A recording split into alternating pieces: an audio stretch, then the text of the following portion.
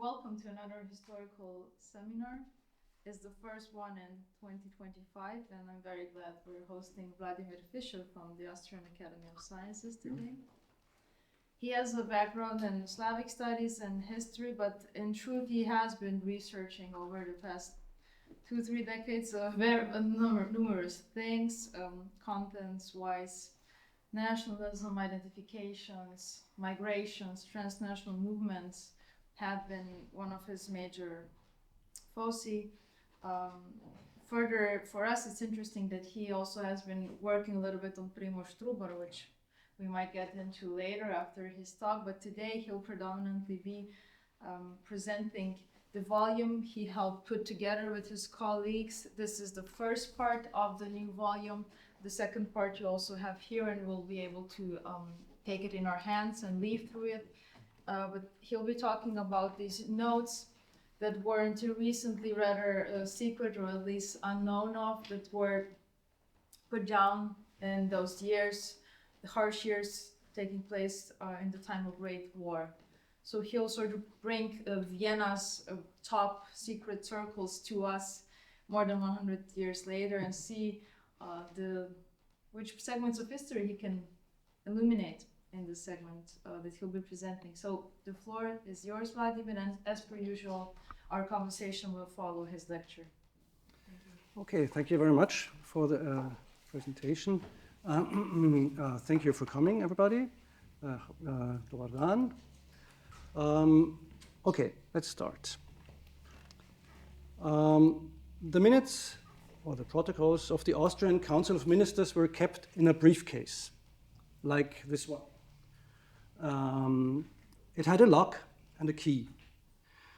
There were almost always only one copy of the minutes. Once the minutes or the protocol was typed ready, the secretary put it in the briefcase and sent it to a minister to sign it. And then he would send it to the next minister and so forth.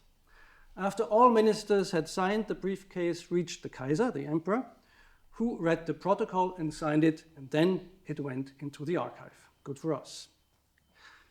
The minutes of the Austrian Council of Ministers were top secret.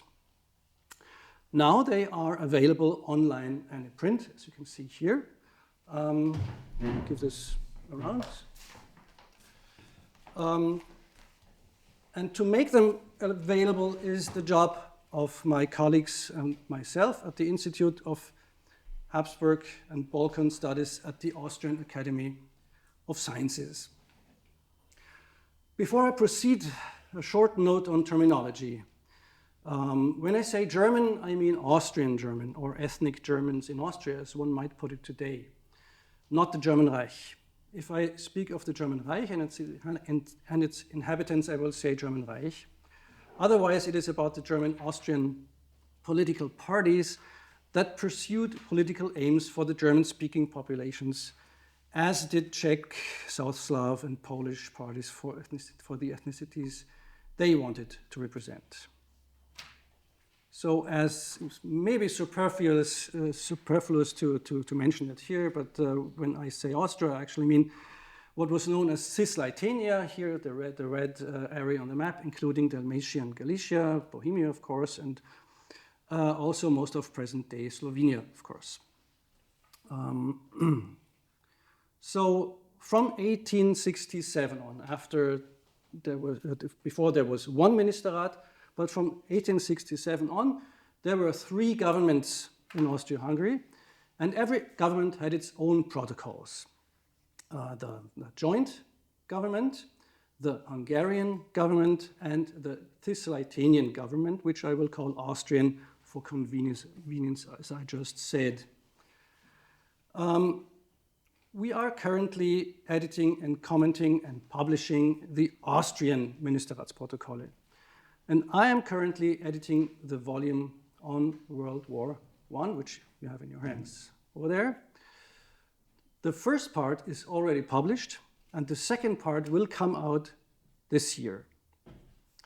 Of course, online and in print too. Because we are publishing everything that is in these minutes, we can tell a lot about a very broad variety of topics from 1848 to 1918 as a team. This is why my talk today presents some of the edition's highlights from the years 1914 to 1918, ranging from the cabinet's fight against hunger and for food, and its liberalist critics.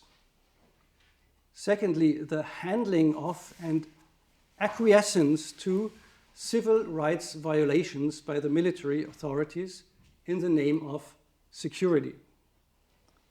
Thirdly, one rare instance when the government resisted the military successfully. I call it the Medal of Resistance. You will see why I call it like that. Fourthly, the Seidler cabinet's zigzag course between the monarchy's nationalities, resulting in almost a dictatorship. And fifth, the discovery, so to say, of social policy as a last resort in 1917. Each of these 5 chapters concentrates on a fact that has to date been little known or even unknown, even among historians of the Habsburg Empire. Now, as for food. The Austrian government was not prepared for war in its economic policy. No preparations for the war in economic terms had been made except for the Kriegsleistungsgesetz, the obligatory contribution of workforce and of means of production and transport. This unpreparedness showed very early in the war when railroad transport of foodstuff was needed. During military mobilization in August, preference for military transport led to immediate food shortages at the outset of the war. Although the transport problems were hastily repaired at the end of August, and although Chancellor Sturck even risked a clash with the head of the general staff and cousin of the Kaiser, Erzherzog Friedrich, this was a serious warning sign for what was to come. The government was hoping that reasons like this were the only reasons behind food shortages. But shortly afterwards, they would encounter more food provision problems in 2 forms. First, expensive food, rising prices. Then, lack of food. As for prices, with the beginning of the war, food prices began to rise. A decree of August 1st, 1914, empowered the government to collect information on how much food and other necessary items were available in order to be able to plan food provisioning. It also required food producers to deliver their products instead of hoarding food, and it forbade overpricing. However, the decree did not work. It had to be modified over and over. The fact that there had been no economic plan for a war before the war made it now nearly impossible to manage food provision adequately. As for food shortages, when the soldiers started marching in August, the harvest was still on the fields. Mobilization withdrew workforce from autumn harvest. The resulting loss of crop was still manageable in 1915, but that had been an even more serious warning sign. The next harvest was much worse. 1916 would be the first year of hunger then. Hungary was of little help. It was the corn chamber of the empire, but because of economic dualism, this food was not equally shared with Austria. What did the Austrian government do? It first reacted by extending work hours. But Sunday work could not make good for a bad harvest. Stronger measures were needed. Such a measure would be a comprehensive food plan with price caps. But when it came to discussing price regulations in the Ministerrat, the Ministerial Council, a deep split became apparent in the government. One camp wanted more central planning, The other camp argued that the market would regulate itself. Trade Minister Rudolf Schuster von Bonneau said on the 21st of October that there was, I quote, no means as reliable as the virtually automatic impact of rising prices. These are a corrective against the lack of stock that is inherent in the nature of the issue itself, unquote. Hunger would force people to consume less, which was necessary because army consumption could not be reduced, reckoned Schuster. Schuster lost this battle. The government introduced a price cap at the end of November 1914. From then on, the policy of the Stirk government went more into the planning direction, and a huge economic war administration was introduced. In 1915, Schuster and the other anti-regulation ministers left the government. This is notable because so far, this government reshuffle in 1915 has been interpreted by historians as the result of critique from the German Austrian nationalists. This was certainly also a crucial factor.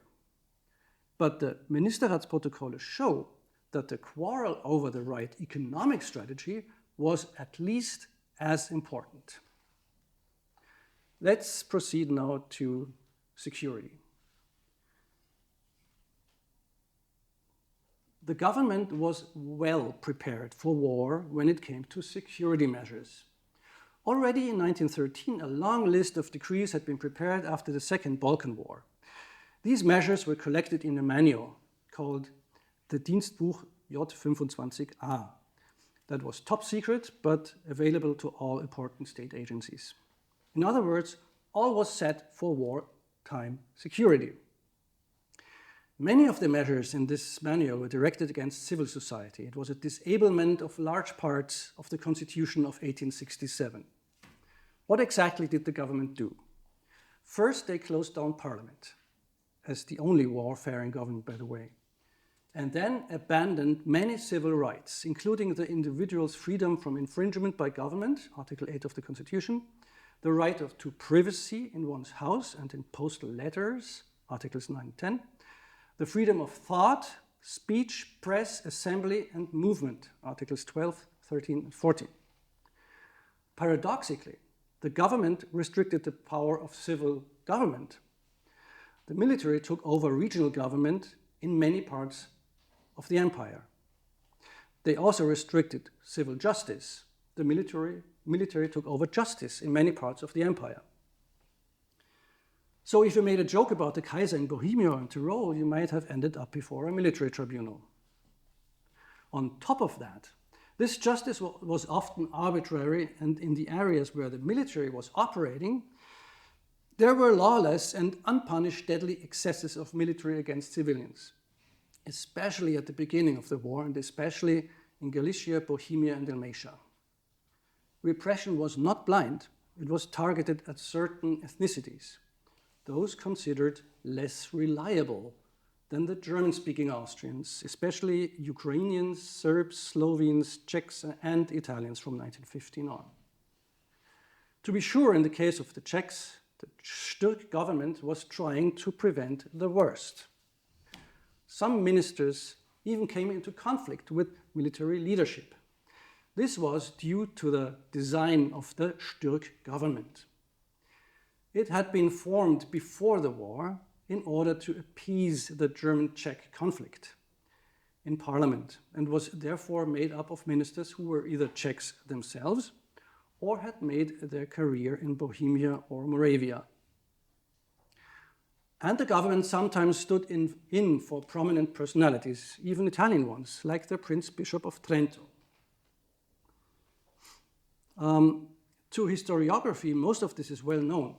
However, a new insight we can gain from the newly edited Ministerratsprotokolle is the government even supported informal and actually illegal repression. It violated the habeas corpus principle and wrote a protocol about it.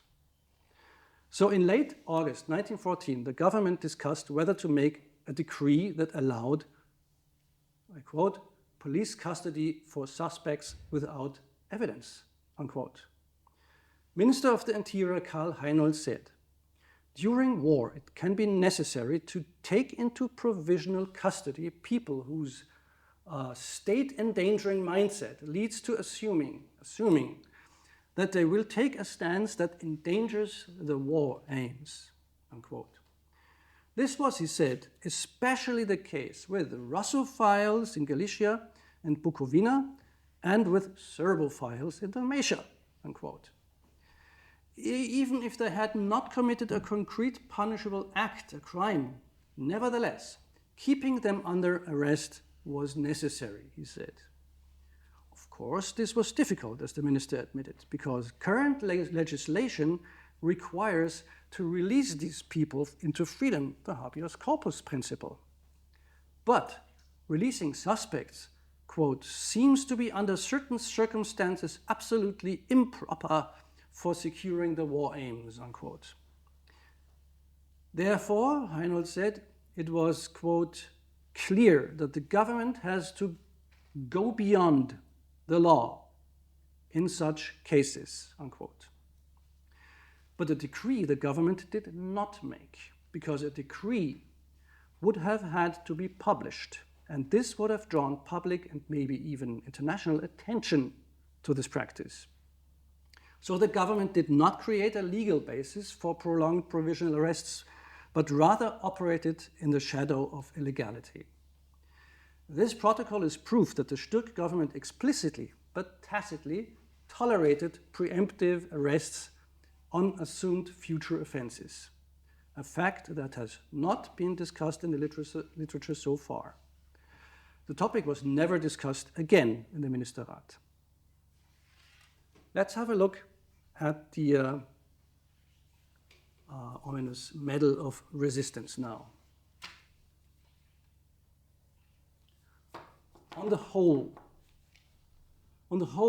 the Council of Ministers did not openly defy the military. And by open, I mean officially.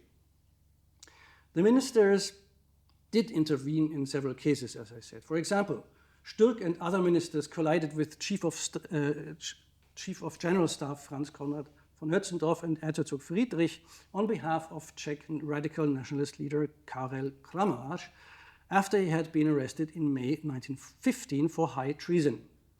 I've already mentioned the case of Celestino and Ricci.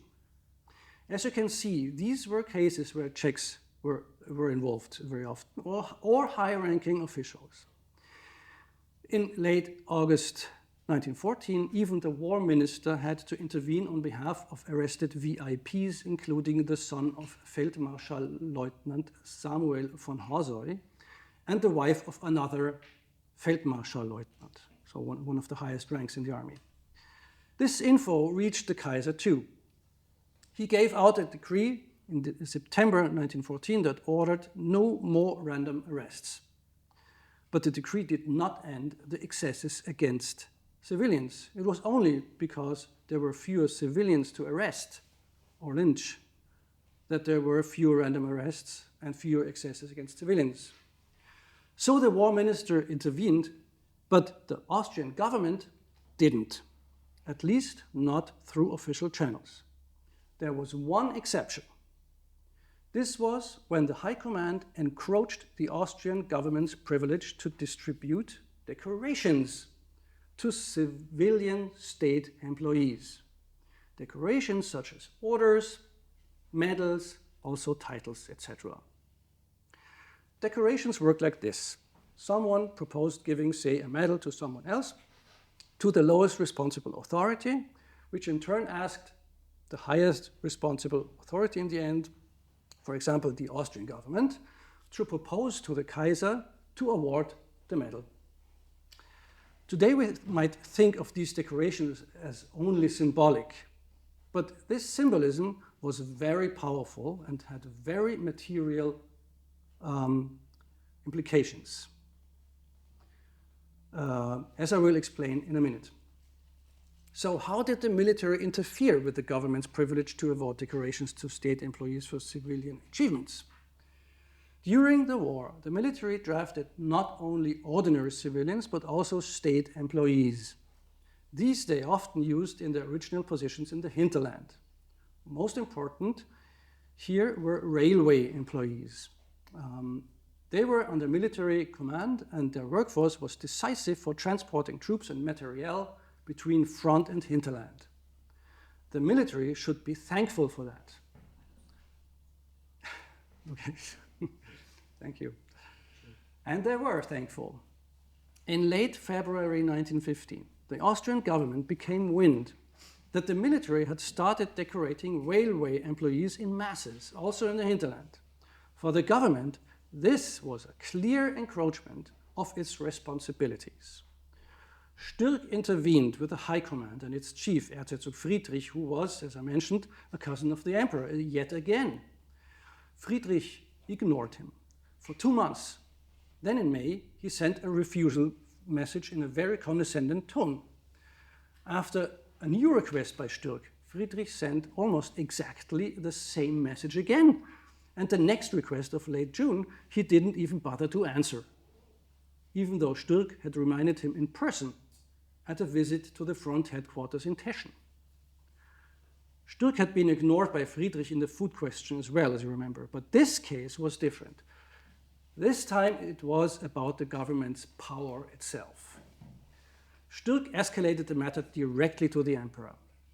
It took until late August that Franz Josef reacted. But now Friedrich was listening. A deal was struck. The plan was to create a new decoration. This was possible because since early 1915, the Ministry of Foreign Affairs had already been working with Stirk on creating a new decoration anyways. The background was this, and this is about the very material side of this symbolism.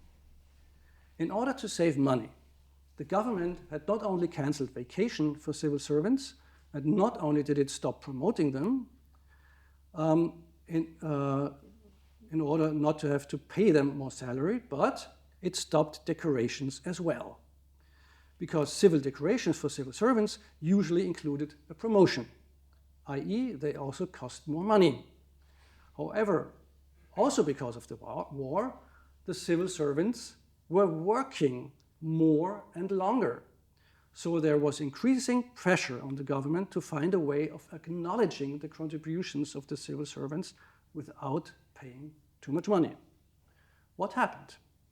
In early 1915, vacations were reintroduced and promotions were reintroduced as well, but not decorations. The government was fearing a disturbance in the decoration system. Yes, something like a decoration ecosystem existed in a monarchy. And the government didn't want its equilibrium disturbed by the extraordinary situation of a long-lasting war. So the way out was a new decoration of a new kind. It should be independent of ranks of civil servants and independent of social class. It should acknowledge real achievements, here, instead of, say, seniority. And it should be a mass decoration. It was created in early 1916, and its name describes its function. Kriegskreuz für Zivilverdienste, or War Cross for civil achievements. That's written there in Latin somehow. Now the stop on decorations was ended nearly simultaneously with the creation of the new Kriegskreuz. As I said before, regarding the war situation, it was cheaply produced. But a prominent contemporary designer was chosen over more traditional proposals, Otto Wagner, which you can see in its Art Deco-ish design as well.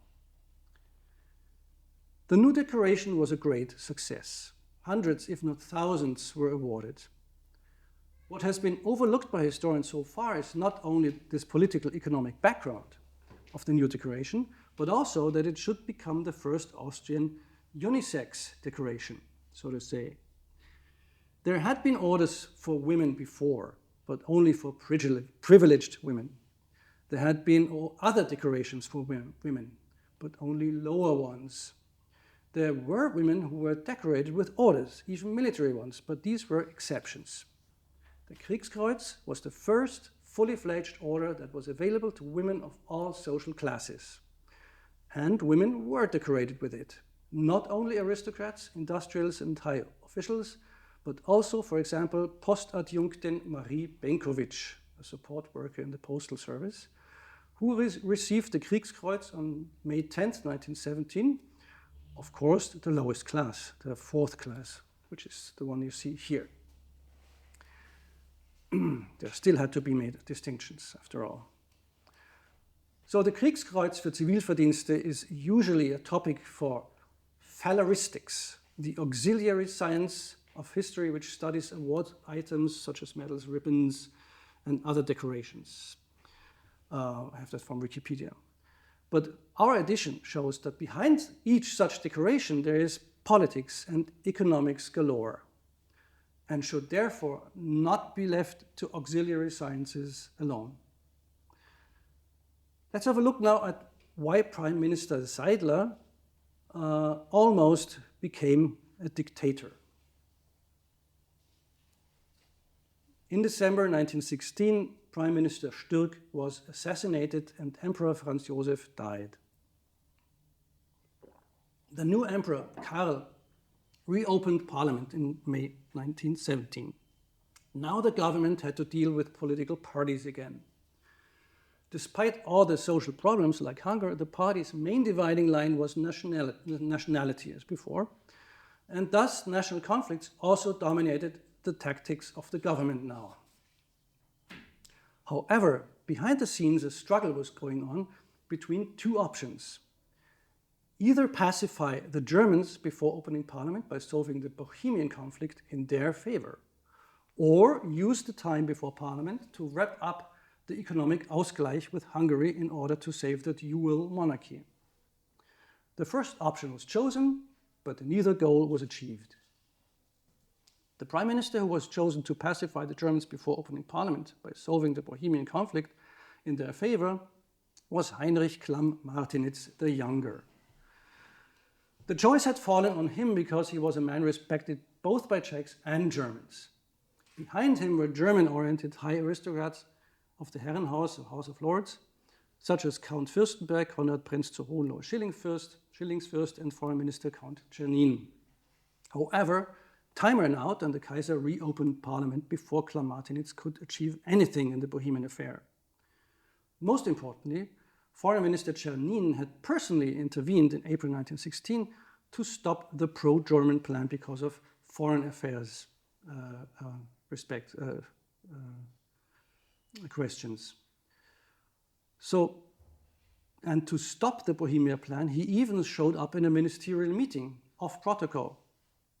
But Klamm-Martinitz should soon be the first victim of the parliament. That the government had several Czech ministers in the cabinet was not enough to convince the Czech parliament members, though, to support the government. And when the Polish politicians also refused to support the government, it was over. Probably because they had learned of Czernin's attempts to reach the peace treaty with Russia and feared negative effects on Poles. As Klamm-Martinitz's replacement came Ernst Freiherr Seidler von Feuchtenegg. Seidler was a rather nondescript politician, but certainly not with the profile of his predecessors. He had also no pro-Slavic background whatsoever, and his government did not comprise a single Czech minister, as compared to 2 Czech ministers under Sturck and 3 under Klamm-Martinitz. Initially, in mid-1917, Seidler told the parliament that he would only be a neutral caretaker. But a year later, he went so far as planning a dictatorship. How did that happen? The proponents of German politics, both from Herrenhaus and from House of Representatives, were frustrated because their Bohemia plan had not been implemented. So now they put extreme pressure on Seidler to solve the German-Czech problem by favoring the German nationalists and divide the kingdom of Bohemia up into ethnic districts. And they were successful. What did this mean? In theory, this Bohemia plan was not against the aims of Czech nationalists. They wanted non-German districts too. But during the war, the German element had become very strong because the German Reich was ever present with its military, also in Austria, and superior to the Austrian army. And therefore, fantasies of a German-dominated Mitteleuropa seemed probable to become true. And B, there was a danger in the plan for Czechs because the German districts would have engulfed the Czech ones exactly along the borders of Germany and the inner Austrian German-speaking districts. This fueled the Czech fears of German annexation. And C, nobody had asked the Czechs for their opinion. No wonder they opposed the plan. The Seidler government had many other problems too. The hapless Prime Minister Seidler not only made numerous tactical mistakes, he also could not count on the Poles anymore, again for reasons of international politics, Brest-Litovsk. Not to mention the largest strike wave the empire had ever seen in January 1918. So Seidler's only option seemed to be the Germans, and he took it. Against the resistance of the only remaining Slavic minister in the cabinet, Ivan Žolgar, a Slovene of course, and under critical support of the Kaiser and the Kaiser's ears in the Ministerrat, Count Ernst Silva-Taruka, Seidler pushed through the Kreisreform as a decree of the Minister of the Interior. With that, he had lost any remaining Czech support of political relevance for the monarchy. However, the German support was not enough, and the government was toppled when the Poles refused to support Seidler's budget proposal on May 19, 1918. In order to prevent this scenario, Seidler had asked the Kaiser to postpone all parliament sessions for unlimited time. So why did this not work then? Seidler was clearly overdoing it. To make things even worse, he was preparing for closing down parliament completely, just like in 1914, and to govern by decrees like Stirk had done, whom Friedrich Adler had assassinated, after all, a year earlier exactly because of that. Such a form of governing was, as you probably know, known as Paragraph 14 regime because of the respective paragraph in the Constitution of 1867. Seidler wanted to govern relying on the radical German nationalists and was probably hoping for support from the military that had fallen short of a coup d'etat 2 months earlier after the January strikes had shaken the country. I'll read you a quote of Seidler in the Ministerrat. Another question that arises is whether, in the event that a successful parliamentary session does not take place, paragraph 14 should be applied by adjournment or closure of the Reichsrat, or whether a more radical step should be taken, namely dissolution, unquote. Later, he even said ominously in the Ministerrat, quote, moreover, one would not be able to limit oneself to the simple application of paragraph 14, but would be compelled to intervene more deeply to establish political order, unquote. This was too much for some of the ministers. First, Minister of the Interior Toggenburg already resigned on June 11. Second, someone in the Ministerrat leaked the highly classified protocol of a whole article of the Ministerrat session to a liberal newspaper, which appeared on June 24. The published text was a discussion about dissolving the parliament or not, similar to the one I just quoted. Such a step had hardly been seen before in Austrian politics, and it was a total disgrace. Seidler was furious and made his ministers and even the protocol taker swear that they had not leaked the protocol and to vow their allegiance to the prime minister. They swore, they vowed, but someone was lying because someone must have taken the minutes out of the briefcase when it came to him for signing, made a transcript, and put the protocol back into the briefcase and given it to the next minister. Seidler's government resigned on July 25th. Strangely, this shattering episode is to date not mentioned in the historical literature as far as I could see. When I said, the last point, when I said that political tactics was dominated by nationality, I left out the social question. This was because the social question was mainly raised by the Social Democrats, who had no parliamentary majority at the time. But of course, the social question dominated everyday life, and thus it began impacting on politics as well. I already mentioned the January strike, but strike action would not stop there. The governments under Emperor Karl were well aware of that. Social politics was not totally new to Austria. Since the 1880s already, there were tendencies among the government to prevent social unrest by giving rights to certain groups of workers and limited political rights. The Department of Statistics was one achievement in the 1890s in connection to this, in order to be able to understand what the social question actually was. Such tendencies came mainly from the ranks of the Christian Social Party, of course. However, these policies had so far never become mainstream politics in Austria. No ministries or autonomous bodies were created for this. Social progress was made in baby steps, such as the ban on child work, but only in the mining industry. It was not comparable, for example, to the policies in Bismarck's German Reich. And also, Austrians were much poorer. A large percentage of the adult population did not even earn enough to pay personal income tax. So, in 1917, the government policy changed,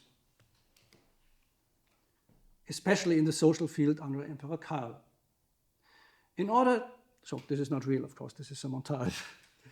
In order to reach out to the working classes and prevent further mass unrest and strikes, the cabinet embraced social policy as a last resort. They started reaching out to the Social Democrats, they started reaching out to the workers and trade unions. The following quote about state subsidies for meat illustrate the new mindset. Of course, the liberalist trade minister Friedrich Freiherr von Wieser was skeptical of state intervention. But now there were new ministers, including the Minister for Public Nutrition, Ludwig Paul. He said, even if such state intervention might give cause for concern and one must think, above all, of the optical side, if the workers' leaders are not to lose control of the leadership of the masses in such a serious time as the present, they must reach some kind of achievement, unquote.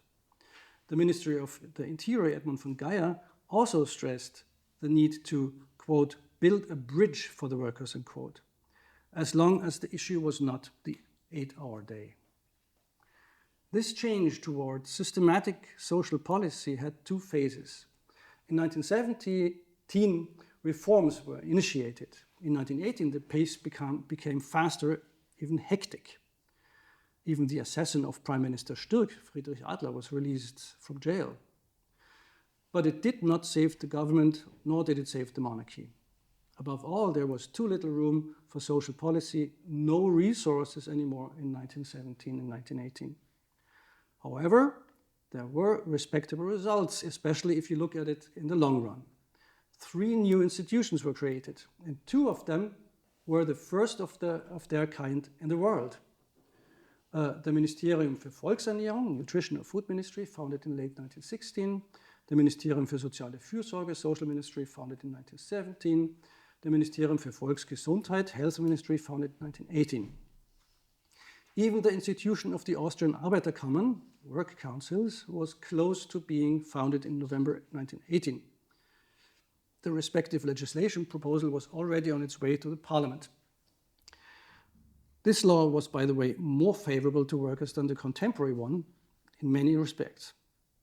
And by the way, we are publishing the concept for this law for the first time in our edition, as the original is not accessible anymore for conservatory reasons. So many of these achievements were to become key features of the political system, social system of the Republic of Austria, and have become customary around the world. To conclude, I think many new debates or renewed debates can result from the material I just presented. For example, the food discussions I described throw flashlight on Austrian economic policy. Why were so many representatives of the liberalist Austrian school of national economics ministers in Austria, Böhm, Barwerk, Schuster, Wieser, and later for a short time even Schumpeter, what was their actual impact? As we saw, Schuster was thrown out and Wieser was hedged in by a social minister and the nutrition minister. Why would governments otherwise conservative have liberalist ministers for the economy from around 1900, I would say. The food discussion also leads into the opposite direction. After World War I, state management of economic processes had become tested and should from then on be applied and varied over the 20th century up to date from the Soviet Union to the European Union. What was the role of Austro-Hungarian war governments in this legacy? The security example of tacitly tolerating civil rights abuse could be interesting for discussion of two sides of the question. On one hand, it highlights how the repression during World War I worked. On the other hand, it shows that the government had great respect for the Constitution. The reason why Heinold brought the issue up while being protocoled was that he wanted to make sure that he was not alone responsible for this trespassing of the Constitution, and that he was aware how wrong it was. It also shows that the ministers did not want to bring the Kaiser into a position where he would sign an unconstitutional law. Well, we are today well beyond this point, I think. Arrests without habeas corpus have been inscribed into the legislation of many countries of the Western world and into police practice.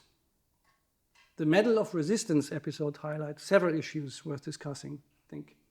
For instance, the false belief that symbolical politics were in any ways less real than other forms of politics. Symbols are one of the most powerful tools of politics. And of course, in light of the discussions on early modern history, we can protract the study of court ritual as a central means of politics up into the 19th and also 20th century, ritual, politics, and power. And we can talk about how a field like this is where an early political acknowledgement might be traceable of women becoming more politically influential and visible in the political and societal field than in the 19th century. The almost dictator episode, I like to call it the Seidler Gate, might remind us that it would be important to pay more attention to the last governments of the monarchy and the first governments of the Republic. Strangely enough, even during the recent anniversary of the Republic, there was not much discussion about that.